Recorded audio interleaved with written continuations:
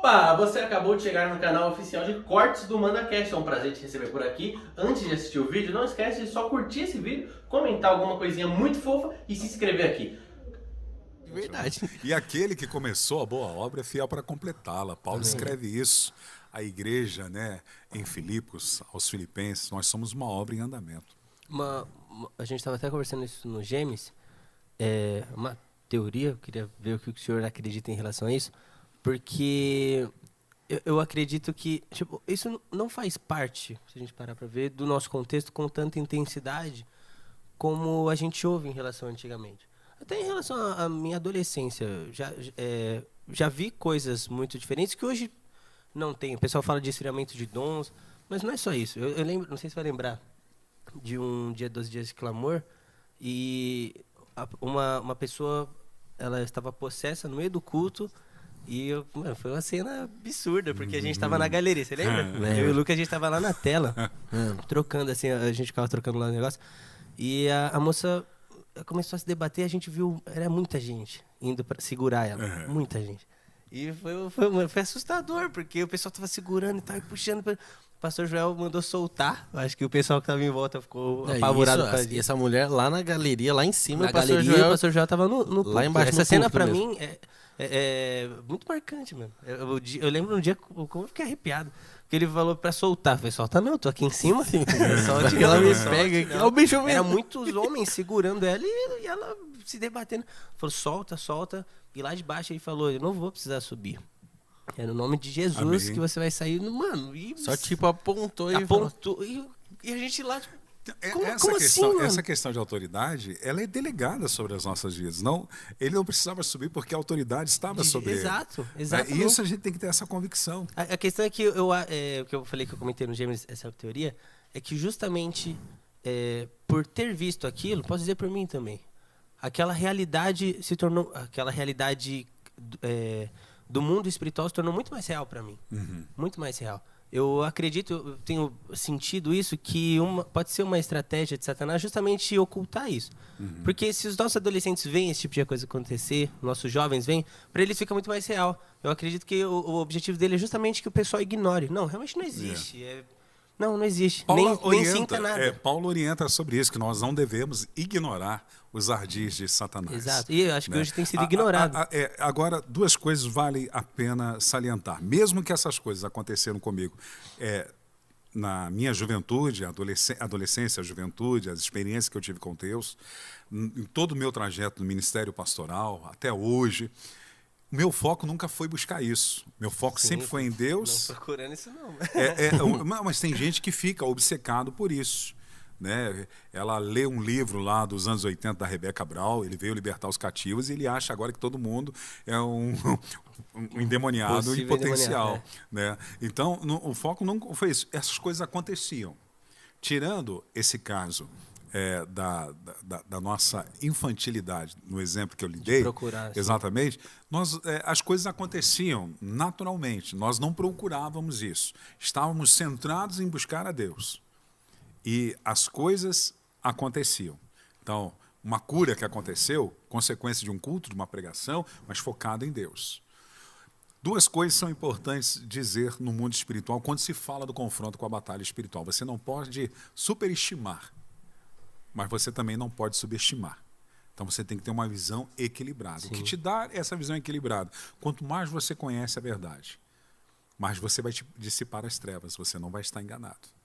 Mas você vai ter entendimento, você vai ter discernimento.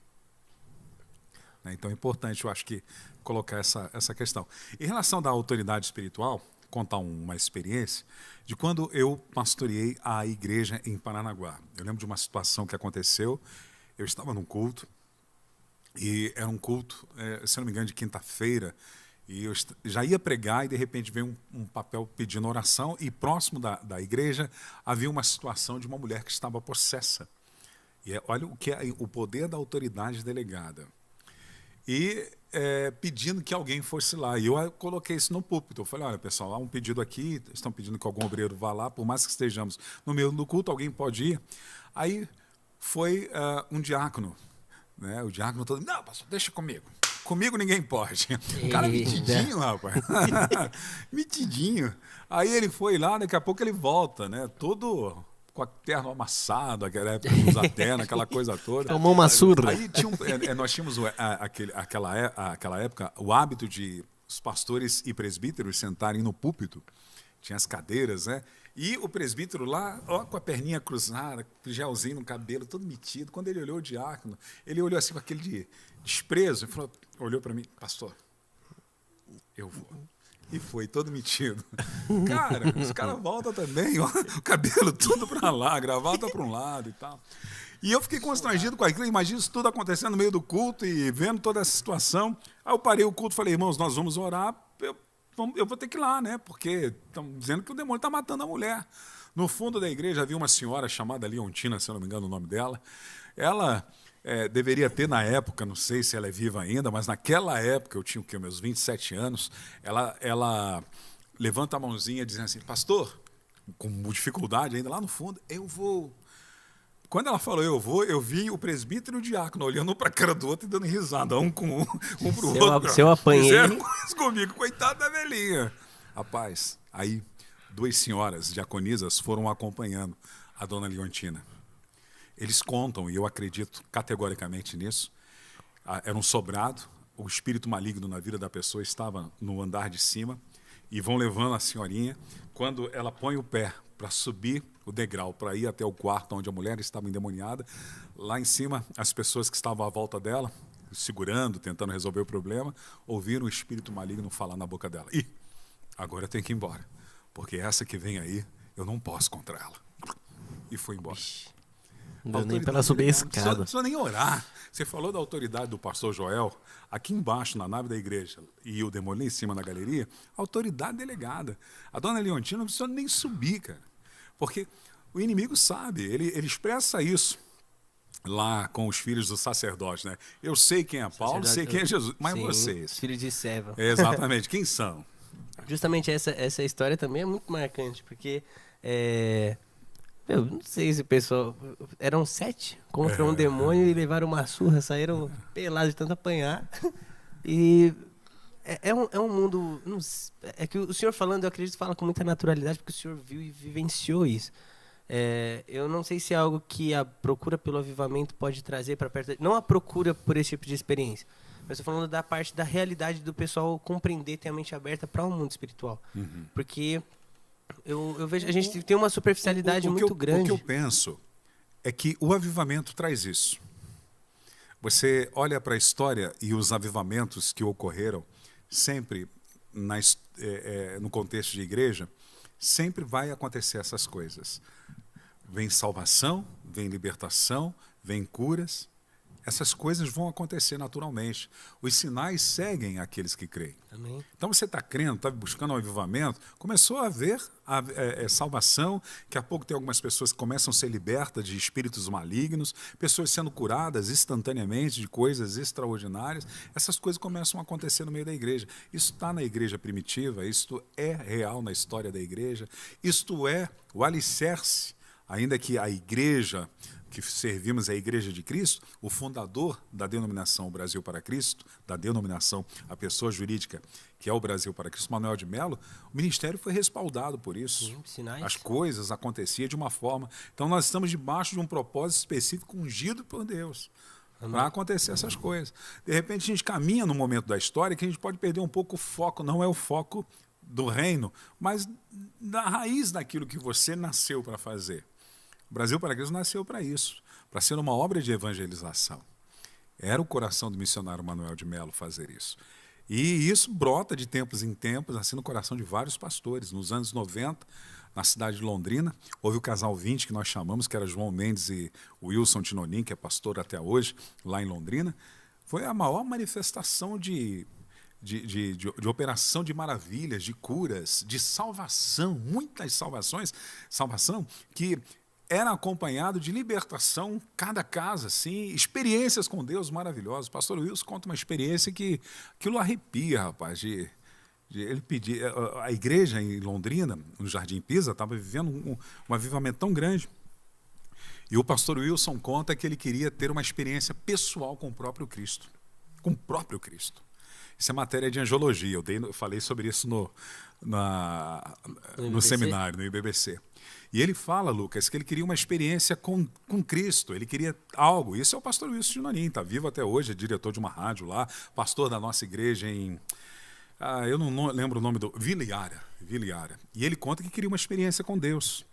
E tem um dos cultos, quando você ia num culto no Jardim Pisa, acho que 3 quadras antes você já não conseguia chegar com o carro. Que era lotado, era primeiro culto, segundo culto. Era gente entrando por uma porta e saindo por outra, manifestação, salvação em primeiro lugar e as consequências que vinham junto com a salvação. Né?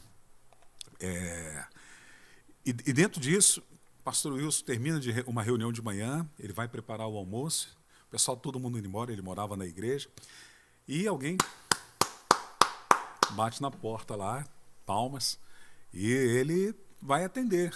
E quando ele vê uma pessoa, um andarilho, ele fala, o senhor tem um prato de comida? Eu estou andando por aí, o senhor poderia... Pastor Wilson, claro, um prato de comida, ninguém vai negar ninguém, principalmente um pastor, foi lá, preparou a comida, ele terminou de comer, e começaram a conversar, e a pessoa, esse andarilho, começou a expressar a vontade de voltar para a cidade onde ele estava, mas que ele queria assistir o culto, mas ele não tinha dinheiro para passagem, era uma cidade vizinha e tal. Eu sei que na conversa, pelo que o pastor Wilson fala, o pastor Wilson permite ele tomar um banho no banheiro da igreja, arruma ele bonitinho, o culto ia começar mais tarde, acho que às 18 horas da noite, às 18 horas, e a pessoa participa do culto, bacana, legal. Ele disse que naquele dia que aquele homem estava lá, a igreja foi tomada de uma unção, de um poder, um cheiro. Eu lembro que o que marcou foi esse, o cheiro. Era um cheiro gostoso, de uma rosa. Né? E Jesus é a rosa de Saron, né? Aquele cheiro gostoso dentro da igreja. Termina o culto, o pastor dá de jantar a esse homem e fala assim, agora eu vou te levar na rodoviária. A rodoviária de Londrina é bem bonita, ela é redonda, e vou pagar a passagem para você voltar para a sua cidade. Quero te abençoar.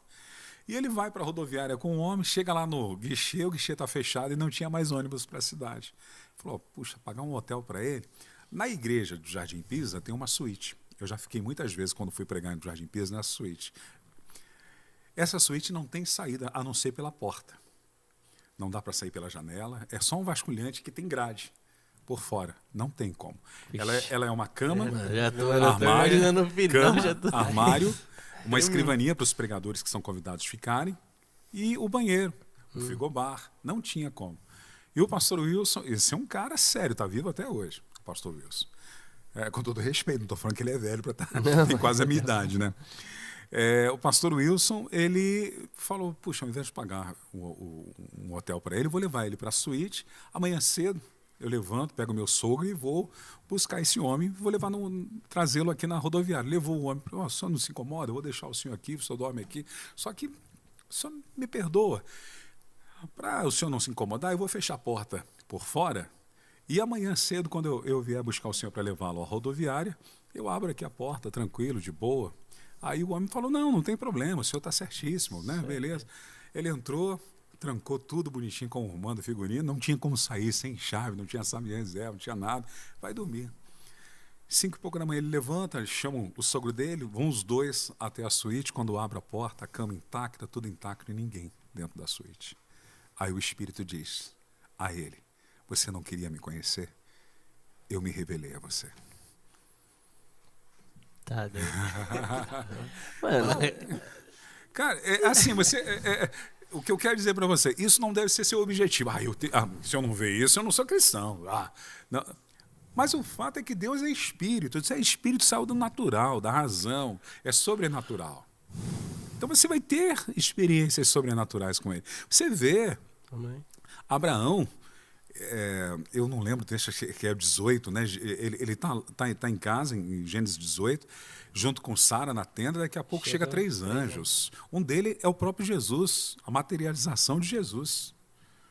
E Abraão conversa com Jesus ali e os 2 outros anjos vão para Sodoma e Gomorra para trazer a sentença de Deus e os 2 estão ali. Abraão conversa com ele. O foco dele não era a obediência não, a experiência, mas ele estava em obediência e aconteceu. Isso é muito importante dizer. Você não precisa viver uma vida cristã só baseada nisso.